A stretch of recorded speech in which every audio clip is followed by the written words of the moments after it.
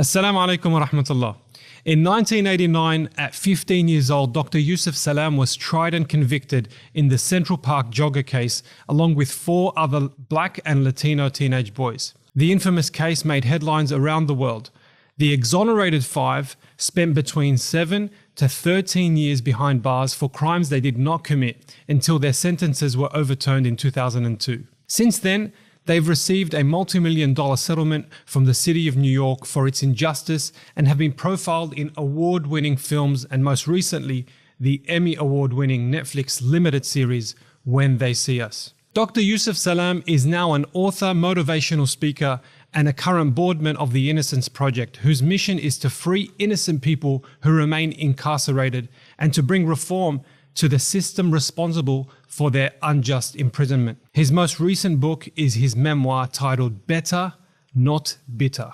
This past December, at the Mass ICNA convention in Chicago, Dr. Yusef Salaam was Yaqeen Institute's Confident Muslim Speaker and was awarded the Muhammad Ali Confident Muslim of the Year Award. Confident Muslim by Yaqeen Institute is a platform which highlights everyday Muslims who are making a difference. Today's discussion with Dr. Yusef Salaam is unlike most you'll see on the internet. We talk about how his experiences have shaped his relationship with Allah subhanahu wa ta'ala, including his thoughts on dealing with doubt, building tawakkul, and finding sources of strength. Enjoy our latest episode of DoubleTake, a podcast from Yaqeen Institute. Dr. Yusef Salaam, salam alaikum, and welcome to DoubleTake. Wa alaikum salam wa rahmatullahi wa barakatuh. I'm so excited to be here with you. Thank you. And first of all, congratulations on being named Confident Muslim of the Year. Alhamdulillah. And Alf Mabruk. Dr. Yusuf, I'm going to start off. There's an incredible ayah in the Quran where Allah subhanahu wa ta'ala states that every musibah, every calamity, every struggle is designed and aimed specifically for each individual. He says, subhanahu wa ta'ala, مَا أَصَابَ مِن مُصِيبَةٍ فِي الْأَرْضِ ولا في أنفسكم إلا في كتاب من قبل أن نبرأها إن ذلك على الله يسير. That no calamity befalls on earth or in yourselves, but is inscribed in the book of decrees before we bring it into existence. Verily, that is easy for Allah subhanahu wa ta'ala. Musibah, as I was researching this verse and thinking of your story, comes from asab. It means that it hits a specific target, which means that Allah subhanahu wa ta'ala meant for this particular challenge that you faced in your life to hit you specifically, Dr. Yusef. And so my first question to you is, you faced one of the biggest challenges in this life. You were robbed of much of your youth, basically. Why do you think Allah subhanahu wa ta'ala chose you and chose this particular test for you? What do you think He wanted to teach Yusef Salaam with this test? Yeah, alhamdulillah. I love this concept because when I think about, tests in general, and more specifically the test that I had grown through, and I use that wording in particular, I realized that Allah blessed me. The blessing in disguise was that I had the opportunity to be bound to this faith, bound to the Sirat al-Mustaqim. I very early on had to focus on the Quran, had to focus on the Prophet, peace be upon him, to understand why I was going through what I had gone through. And coming across verses like that and coming across, other instances of, things that are supposed to be happening to you, things that shape you, things that allow you to be blessed by it, right? I'm reminded of another verse in the Quran where Allah Ta'ala talks about how whenever a servant is tried by Allah blessing them, they say, my Lord has blessed me. But whenever a servant is tried by Allah restricting their means, they say their Lord, that Allah has cursed them. And it's very interesting to think about it from that perspective because, the fact that Allah created you on purpose. Allah created you with a purpose. And for me to be introduced to that at such a young age is the blessing. is absolutely a blessing, right? As I've grown up and looked out on what life is, it causes me to have tremendous sorrow for folks that don't get the opportunity to understand what this is, thinking that there are multiple options in life, when the truth of the matter is that no one leaves here alive. When your time is up, we will all be placed in the earth. And when our loved ones go away, we will all be asked those questions. And we need to know the answers to those questions, right? It's a beautiful thing to... Doctor, are you, sorry to cut you off, are you saying this test is what shook you and made you realize the blessings of Allah subhanahu wa ta'ala? Is that what you're saying? I'm saying that this test shaped me. I'm saying that this test solidified me. I'm saying that when you're tested by Allah, you have two options. One is you can say, "Oh Allah, why me?" And the other is you can say, "Oh Allah, thank you. Help me, strengthen me in this. Allow me to be strong. Allow me to be unwavering." You know, I'm always turning back to the Quran, because the Quran is the manual of life, right? Allah talks about the person who worships Allah on a very narrow margin. If good befalls them, they're fine. They keep on going forward, they're good. But when bad befalls them, then they fall off, right? They fall into the whispers of the devil. And the challenge is to make yourself strong enough to still stay on the path, no matter what is going on in your life. Like Luqman, I'm going to say peace be upon him. I'm told he's not a prophet, but may Allah be pleased with him, told his sons, your task is to worship Allah until you have certainty, until the end of your life. Never ceasing to worship Allah, knowing that there is only one God, not praying to the sun, the moon, the stars, not worshiping money, worshiping Allah, and Allah blessing you through the means in the earth for you to be able to be a blessing to others. I have to ask though, like you were 16 years old. It's not like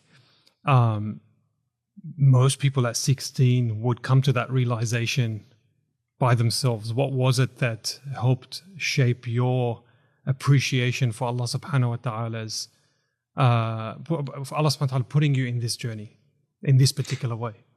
Yeah, absolutely. I think what made me appreciate it so much was that I had a praying grandmother. I had a loving mother. I was born as a Muslim, but the fact that they were able to, it's funny, as a parent myself now, I think about the things that I tell my children. And sometimes you have to tell your children things over and over and over and over again. And of course, as a 14, 15, and 16-year-old child, as we were known back then as the Central Park Five, now the Exonerated Five, we had the duality of living in our parents' house and also in the streets. And the lure of the streets was very, very strong. And imagine the lure of the streets today. The streets is not what it was before, but now the streets are social media, gaming, anything that distracts you from the worship of Allah, or from the remembrance of Allah, I should say. And so for me to be kidnapped from my mother, from my parents, from my community, and to be placed in the belly of the beast, I looked at it and understood, and you have to understand, this wasn't something that happened overnight, although it did happen fast. I had to understand that I was being lodged back in the womb of America, that I was being placed in a chrysalis in order to be able to come out of this tragedy a butterfly. And the beautiful thing about that is that when you go through something like that, you grow through something like that. And the fact that I had my grandmother praying for me, the fact that I had my grandmother constantly pumping life into me through the letters that she wrote, the fact that I had my mother there at the visits, she would come more times than the visits allowed. They changed the visiting schedule for me specifically because my mother came maybe 3 times a week. You're only really supposed to get a visit once a week on the weekends or something like that. My mother was allowed over time to come 3 times a week. And the beauty of that transaction was that my mother got the opportunity, even though she was going through a similar prison, because she was out in the world, having to survive, having to encourage my brother and my sister to keep moving forward, even though I wasn't there, right? The heartache and the pain of having to do that, the tragedy of not being able to get gainful employment, you know, all of these things were taken into consideration. But the most beautiful thing, I think, of it all was that I was placed in a space where Islam was what fed me, where the Quran was the water for the seed of belief inside of me.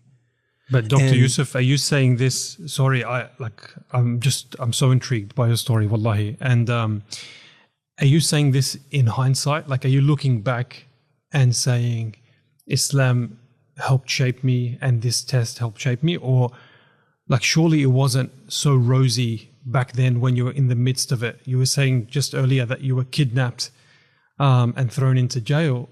Surely it wasn't rosy. Like, when was it that you felt that it was Islam that's kind of that this whole thing was a blessing? It is a matter of reflection. That when you are going through the path, you feel like you're going through hell. But when you're going through the path and then you look back, you realize that this is actually a love story between Allah and His people. That Allah is using this particular case, this case that was so famously known in New York at the time and really in America, the Central Park Jogger case, happening in one of the most iconic places in the world, Central Park. That Allah used this story to place the criminal justice system, a system that I call the criminal system of injustice, on trial, right? He used this story to show that a people can be buried alive and forgotten, but the people will forget. The system that buries them will forget that we are seeds. And instead of a social death, we can emerge like the phoenix from the ashes, because every single time that man plans, Allah is the best of planners. They forget the owner of the heat. Allah Ta'ala told the heat to be cool and safe for Ibrahim alayhi salam. So if Allah Ta'ala can produce miracles in modern time, we most certainly know about the miracles in the times in the past, the times that have gone by. But the fact that you can look at your life and say, wow, Allah blessed me. I was in a space where I was given the worst title, the worst label that you can imagine, the label of a rapist. The only crime that trumps rape is child molestation. Imagine me reading in the Quran, Surah Yusuf alayhi salam, this beautiful story about a young man who was kidnapped after his brothers, after his family didn't want anything to do with him. They threw him in a well after they were of one mind to do away with him. And Allah's plan was the best of plans. And so I look at that and I say to myself, wow, as you're going through this, the beautiful thing about it is that I recognize that Allah was making the prison cool and safe. I realized that I was growing through a situation as opposed to going through this tragedy. I never was harmed in a way that was irreparable. You understand? Like in terms of me thinking about my spiritual self, right? They say it's one thing for something to happen to you, but it's what happens inside of you that makes all of the difference. Our response is what allows us to grow. And the beautiful thing about it is that we realize that as you grow, the next time you're challenged, the next trial that Allah Ta'ala puts you through, you should be able to weather that storm as well. You should be able to hold on to the rope of Allah Ta'ala that Allah extends to all of us. And the only way to get through this is by the will of Allah. Dr. Yusuf, Jazakallah khair for sharing that, honestly. And we could probably draw so many parallels with the story of Yusuf, actually. The length that he spent in prison, his name, etc. The crime that he supposedly committed as well. As I was preparing for this interview, I wanted to try my best to put myself in your shoes, and I was trying to draw parallels from the Quran as well. And yes, Surah Yusuf and the story of Yusuf is profound, and the parallels are absolutely amazing. But there's a specific incident that Allah subhanahu wa ta'ala describes in the Quran about the Sahaba that when I think of your story, I think of this particular incident. And it's the story of when the Sahaba were in the battle of Al-Ahzab. And Allah describes it so specifically. He goes into the minute details of how the Sahaba felt when they were surrounded by the enemy. He says, subhanahu wa ta'ala, in Surah Al-Ahzab actually, he says, إِذْ جَاءُكُمْ مِنْ فَوْقِكُمْ, that if they came from above you, وَمِنْ أَسْفَلَ مِنْكُمْ, and from below you, SubhanAllah. like they were surrounded. وَإِذْ زَاغَتِ الْأَبْصَارِ, like he describes even their eyesight, the Sahaba's eyesight, were stupefied. Like they were shocked, they were in horror.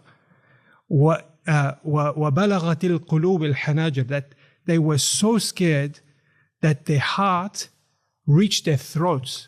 And at that point, at that point when they were surrounded and cornered and, they felt helpless, some of the Sahaba, this is Allah describing them, some of them, he describes that وَتَظُنُّونَ بِاللَّهِ الظُّنُونَ, that some of them started thinking, they started having doubt of Allah subhanahu wa ta'ala. They started having weird thoughts of Allah. So I think of that situation when the Sahaba were cornered and what they must have gone through in their mind. And I think of a 16-year-old.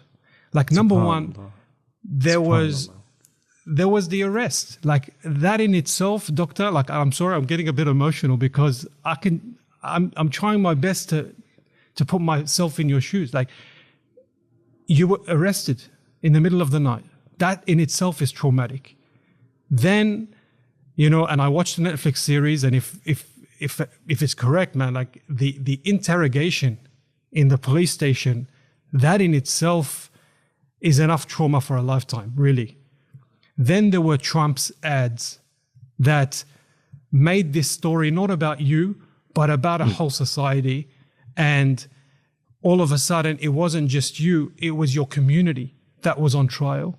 And it was people of color on trial. Then there was the sentence. And then the judge gave you the toughest sentence you could for your age. And then there were almost 7 years in a prison. I look at my life at that age, honestly, at 16, that was some of my best years.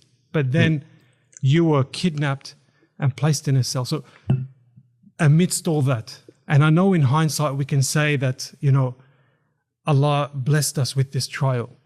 But amidst all of this, and you had your back cornered, my question to you is, doctor, didn't you doubt Allah subhanahu wa ta'ala? Didn't you get angry with Allah subhanahu wa ta'ala? Not for a moment. Not for a moment. I had people there helping me with things. And when I say with things, Allah gives us keys in the Quran, right? When you talk about what was happening with the Sahabas, I can't think but correlate that with the people in other wars, or maybe this was the war as well, where they stayed home. And they stayed home and they made excuses. Ya Prophet Muhammad, peace be upon you, my home is exposed. I need to be able to be there because I have to make sure that the door is safe. There's the tumbleweed. I got to make sure that the tumbleweed stays in my house. Whatever excuse they were making. And then also the fact that they were listening and they were trying to see what the fate of the Muslims, their brothers and sisters, was.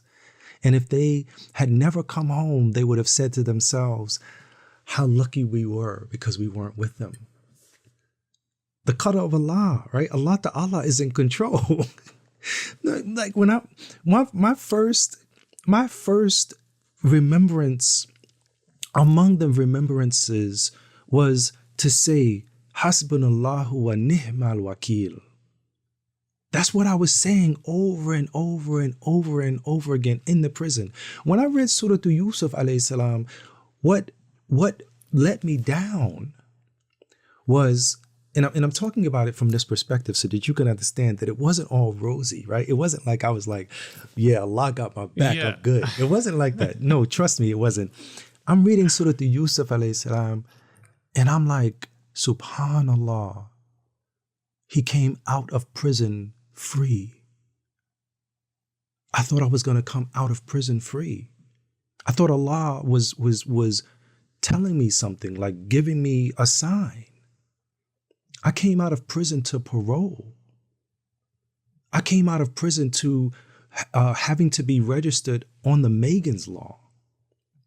I came out of prison having to tell my parole officer where I was going at every moment I was going there, having to keep going back and forth to the parole office for the next 3 years. My prison sentence wasn't just it wasn't just 7 years. It was 5 to 10 years. And even then some after that, because the negative residue of being labeled a rapist, even after being found to be innocent in 2002, right? When Judge Tejeda said, so granted, after we were petitioning the courts to get our case relooked at. And he said, no, we're not even going to relook at this case. We are going to let these guys go, right? The negative residue was there still. But let me tell you what's so beautiful about this. Racism is one of the most profound realities everywhere. Profound realities. Allah Ta'ala says in the Quran that He created mankind from black mud altered. There's many Qurans where I don't even see the word black mud in there. And I'm so surprised when I hear it. I'm like, wow, subhanallah. But that doesn't do anything to a person with black skin to say that they are over and above anyone else. Because that's what Shaitan, wa'udhu billah, said. Shaitan said, I am better than him. So racism is a disease of Shaitan, which makes people believe that they are better than another person that Allah Ta'ala created. Right? We were all born on purpose, and we were all born with a purpose. And the ultimate purpose is to worship Allah. The ultimate purpose is to bring about the party of Allah, to be the people of Allah, to bring about the harmony, the beautification of the world through Allahu Akbar, through La ilaha illallah, wahdahu la sharika la. I'm telling you, like, the beautiful thing about it, and it's crazy because, you know, all of this for me, and I still say to myself, Ya Allah, bless me with more. Rabbi zidni ilma, as Allah Ta'ala encourages the Prophet Sallallahu Alaihi Wasallam in the Quran and encourages us. But also, Rabbi zidni hikmah, oh Allah, bless me with, increase me in knowledge, oh Allah, increase me in wisdom. Rabbi zidni iman, oh Allah, increase me in faith. Rabbi zidni ihsan. Now imagine that, being able to be brought to the level of knowing as you walk that everything you do is as if you are right in front of Allah. How perfect will you try to be? But knowing that you can't see Allah, but Allah Ta'ala sees you, everything you do is being recorded. You're considering as you reach for something, is this towards the Jannah or Jahannam? You're considering as you're looking at something, is this towards Jannah or Jahannam? As you listen, same thing. All of these things are seeds that plant something into your heart. And so to have the opportunity to have Islam gifted to you is truly a blessing. It's like plugging into the source and the owner of all. Oh man. SubhanAllah. You know, I'm hearing you speak and I can't but help think, who is your mother, man?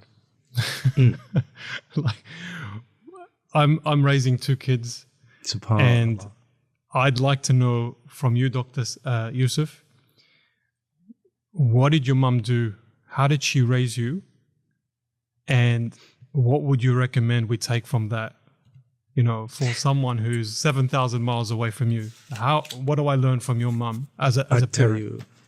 I tell you, I wrote a book of poetry. This is my book of poetry called Words of a Man, My Right to Be. This is my first book that I ever wrote, that I ever published. And this book is a book that I never thought that I was going to publish this book. This book was created because I used to write poems and I used to write rap songs, but I came from an era where there was always a message in the music and there was always music in the message. So even though I didn't have the opportunity to have a rhythm behind it, there was always a rhythm that was being played.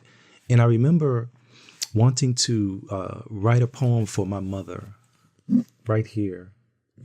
And can we ask you to share it, Doctor? Please. Yes, I'm going to read it right now. I simply say, my mother, bold, beautiful, beloved, black, divine, loving, mother, shero, warrior, queen. My earliest memories, and alhamdulillah, my mother's still here. My earliest memories was of me feeling protected by my mother. My mother, she wouldn't wear the face covering back then, but she would wear, as it's described in the Quran, O Prophet, tell the believing woman to lower their gaze and guard their private parts and to wrap their garments around them. But the idea was that in my mother's garment, I would walk. I would feel like, and it's funny because I loved, back then they had the Channel 5 Kung Fu movies. I loved Channel 5 Kung Fu movies. I mean, it was so crazy that how much I loved these things. But over and above me loving them, I actually learned martial arts. So as I was learning martial arts and I'm out here watching the Channel 5 Kung Fu movies, I looked at my mother sometimes as this ninja, so to speak, a woman that, you know, because as she would walk, she would part it was like Musa alayhi salam parting the sea. My mother would walk and people would just like part, you know, and I didn't know it at the time, right? I didn't realize that the secret is by following what Allah Ta'ala tells you to do. The people knew what Islam is. They knew she is a representation of something that people will lay their lives down for. She's not to be messed with. And my mother gave us that kind of upbringing and history. She would teach us various things about life. I remember as I looked at my mother's bookshelf, I could learn about Grecian art. I could learn about Swahili. I could learn about Asia. I could learn everything. It was there, and she gave us the opportunity to grow and develop on a world scale. She would listen to French records as we would be waking up in the morning. We would hear her and she would be counting in French. 1, 2, 3, 4, 5, 6, 7, 8. I mean, I remember that, right? And it's so beautiful because she was giving us a different outlook on life. We were in an impoverished situation and we felt like we were on top of the world. We knew that we had value. We knew that we had worth. We knew that this situation was not to define us. And more importantly, as we began to be confronted with the criminal justice system in America, we realized through my mother's education, who taught us that she was born in the Jim Crow South, we realize that that we were born automatically fighting on the right side of justice. And how is this? The only way you can be born automatically fighting on the right side of justice is 1, the condition of your heart, 2, the color of your skin. Automatically, because of the color of your skin, you're being judged by your skin color and not the content of your character. You have to stand up for yourself. All of the things that I was going through, rather growing through, was teaching me that I had to straighten my back, that there was purpose in this, that the greatest gifter of life and humanity gave you permission to be. Just like Allah Ta'ala says in the Quran, when he decrees a thing, what he says to it is kun. He says kun. And what happens? Fayakun. It is. Allah told all of us to be. And the intentionality in that and the purpose in that is for us to look at everything that is happening in our lives and taking all of the things, the options, and allowing these things to shape and mold us into the best that we can be. That's what my mother did. Jazakallah khair. Jazakallah khair. And I was listening to something you were saying, I think in one of the interviews you had, where the role of your mother after you came out, after you were freed, was more important than all those extra visits she made and helped you navigate the system. So do you mind talking to that? Like when you were freed and went back home, you were a grown man, you were 21, 22. What did she do for you then? I tell you, coming out of prison, needing tremendous support. The type of support that returned citizens need is similar to the type of support that prisoners of war need. When you're in a war, you're given the opportunity to have psychological help, financial assistance, probably housing help. All of these things are afforded you.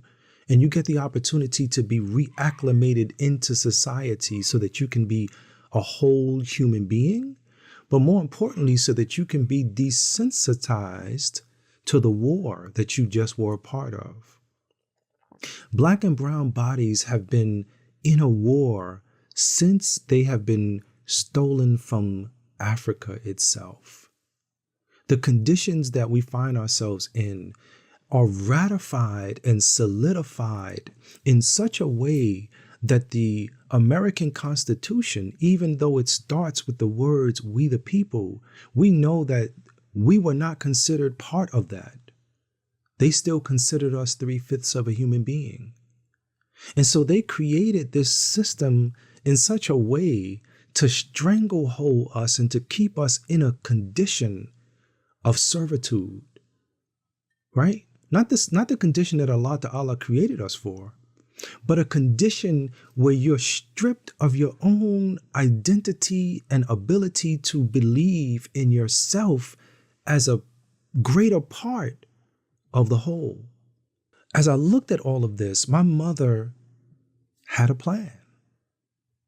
Her plan was how to help me not revisit the door of recidivism.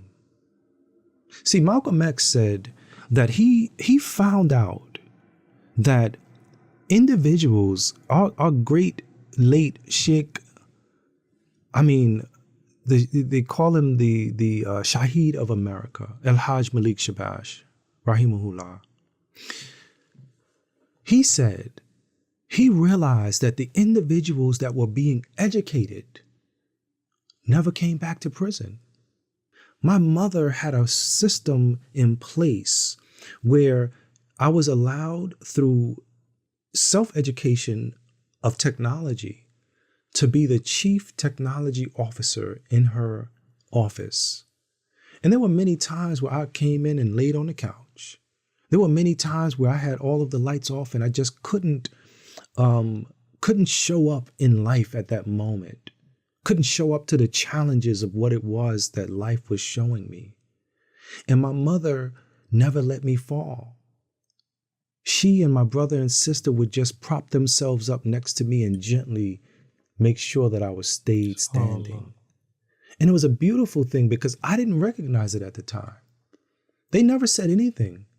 They never asked me how was I doing, what was the challenges that I was going through. They saw what it was and they responded. And it's such a beautiful thing to have that, because a lot of us don't have a mechanism that allows us to be reacclimated back into society, something that tells us that psychosocially we matter, and so therefore we can give the best of ourselves. That's what Islam does. And to be in a family like that, to be a child of that, I try to teach this concept so much to young people, because young people need to know that they are the future caretakers of tomorrow. And our elders need to instill that in the young people so that they can rise to the challenge, rise to the occasion, and always bring their best selves. Dr. Yusef, I have a final question before the rapid fire. You talk about your journey in prison, but then, of course, after, and then, getting back integrated into society. You, in this life, I can say that you've seen the two extremities. You've seen the most difficult of this life. You were kidnapped and robbed of your childhood, of your youth. And you've seen the complete opposite extreme, and that is the fame. You've seen the celebrity status. You met Oprah. I can say that, I think. So you've seen both. And the question I have is, when were you closer to Allah? I hope you don't mind me asking this, but was it easier to have faith? When were you more closer to Allah subhanahu wa ta'ala? Subhanallah. I want to tell you two things, two dynamics. And I love this question because this question is a question that's not necessarily for me, but for the audience. My closeness, the closest I've ever felt to Allah was in prison. There was point blank period. That was the closest I ever felt to Allah. When I was growing through this trial, Allah blessed me when I was in the prison. For the first 5 years of my prison time, I became the imam of the facility. When they transferred me from the youth facility to the adult facility, for the next 2.x years, for a year and a half of that, I was the Qadi of the community. And just before I left the prison, I was the Naib. And I'm saying that because when I talk about Allah making the prison cool and safe, as I'm going through this, my closeness to Allah was because of the conditions and the pressure that I was under, and me having to know that my solace was in the prayer. My solace was in the dua. My solace was in the ability for me to imagine and to believe in myself. When I came home from prison, the stumbling blocks that you experience, just like they say, it's not a matter of if you fall, but my good friend Les Brown says, when you fall in life, try to land on your back. Because if you can look up, you can get up. When you fall, you have to remember that Allah Ta'ala says, when you make a mistake, I've already written that my mercy outweighs my wrath. Just ask Allah Ta'ala for forgiveness. Today, what I do, which is such a beautiful thing for me, is when I go out in the world, I'm traveling with the Quran playing on the radio, both to and fro. I'm constantly surrounding myself, not necessarily just with the word of Allah, but with the angelic forces that come because they want to listen. I'm allowed to be able to take the same principle that my mother gave me going into the prison, where we said, A'udhu billahi minash shaitanir rajim, Bismillahir Rahmanir Rahim, A'udhu bi kalimatillah min sharri ma khalaq. I take that same concept rather, into the world as I'm traveling throughout.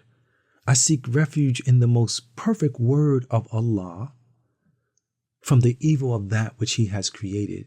That closeness, that ability for you to know that this life that you're living is a gift. The time that you have is a loan, and none of us knows which land we're going to die in. None of us knows what time we are going to die. And so it behooves us as we move further in time, that we remember that Allah is in control. So much so, Allah Ta'ala says in the Quran, and it's translated in English as, if you think you have control, when your soul is leaving your body and you see it leaving, try to pull it back. So the blessing is that now I get the opportunity to take what was in prison. I call it theory. I call the prison expression of Islam, the practice of Islam, the training ground, so that when I came out of prison, I needed to take the training and the theory of prison and my understanding outside of the prison into the world. And I now had to put on my Islamic reading glasses, my Islamic sunshades. I had to see things through the lens of Islam.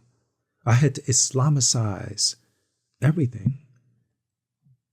And see, the beautiful thing about that is that it's two periods of time which support each other. And I look at it like that because had I not had the former time, this time now probably would not have come the way it is. But it's such a beautiful experience like we usually refresh ourselves with the Quran on purpose every Ramadan. But to immerse yourself in the Quran every single day that you are traveling in the world, it reminds me where Allah Ta'ala talks about Yusef Salaam. And He says, we were predominant in his career. We have to make Allah Ta'ala predominant in our career, in our life, in everything that we do. Because Islam is what guides us. There is no separation, as in America, they say there's a separation of church and state. What you do in your work life is what you do in your work life, and what you do in your spiritual life doesn't mix with what you do in your work life. But we know that that's the absolute untruth. What's even truer is that everything is informing and it's guiding everything. And the best thing that you can have is the rope of Allah helping you to see with the eyes that Allah Ta'ala gave you. Because there are those who have eyes but can't see. There are those who have ears but can't hear. They can't see what Allah is showing you. They can't hear what Allah is showing you. Jazakallah khair. Dr. Yusef, normally we finish up the episode by asking the guest to give my 9-year-old niece some advice. But this time, I'm going to tell my 9-year-old niece she can't get away with it that easily. She's got to watch the whole thing, man. The whole thing was advice. Jazakallah khair. Subhanallah. We're going to change gears a bit. Barakallah feek. And we're going to put you in the hot seat. We've got a couple of rapid fire questions, and we hope you don't mind taking a maximum of 5 seconds to answer each one. What's the last book that you were reading? I could probably ask what was the last book you were writing, but let's stick with reading. Subhanallah. The last book I was reading was actually both too. So I constantly revisit Better Not Bitter, my memoir. And I constantly revisit the book I put out just before that with my co-author, Ibi Zaboy, Punching the Air. I'm always reciting my book of poems, but then also I've just come in contact also with another book that I'm familiarizing myself with, The 10 Amazing Muslims Touched by Allah. You know, it's a thing where you constantly want to be reminded and refreshed. And over and above that is the Quran. Jazakallah khair. And if you were to have dinner with one person who's passed away and it can't be the Prophet ﷺ, who would that be? You said it cannot? It cannot. It cannot be the Prophet sallallahu alaihi wasallam. Subhanallah. Then I would want to have dinner with the angel Jibreel alayhi salam. And I know the angels don't eat. Okay, man. All right, fine. Fine, I'll take that. They don't eat. So it's a funny thing, I guess, right? And then the final one is an embarrassing masjid story. When I say that, what comes to mind in the life of Dr. Yusef Salaam? Oh, wow. Perhaps maybe one of the most embarrassing masjid stories is when you pass gas and you have to excuse yourself. And the most embarrassing is if you're leading the salah. You pass and then you have to excuse yourself. I can't remember exactly a time when that has happened, but that's part of human nature. And it's funny because, you know, I tell my children all the time, because I have 10 children. The younger ones are more, you know, ooh, icky, that kind of stuff. But I have to remind them, like, this is human nature. Every single person passes gas. Every single person goes to the bathroom. Every single person does everything that you do. And we make it to be like this taboo, like, ew, you know, but the truth of the matter is that our faith is such a beautiful faith that it teaches us everything about everything. Even what to do when you pass gas in the masjid. If you hear it, then you gotta go. If you don't hear it, then you might be safe. If you don't smell it, then you might be safe. But if you smell it, I mean, it's funny because, like, who wants to stick around, right? They want to be like, oh, let me go make fresh wudu. You know, Yaqeen named you a confident Muslim so you can come onto the podcast. You know that, right? Subhanallah. Alhamdulillah. Inshallah, we'll have you again. And on that note, Jazakallah khair and Barakallah feek. Ghazana wa yakum.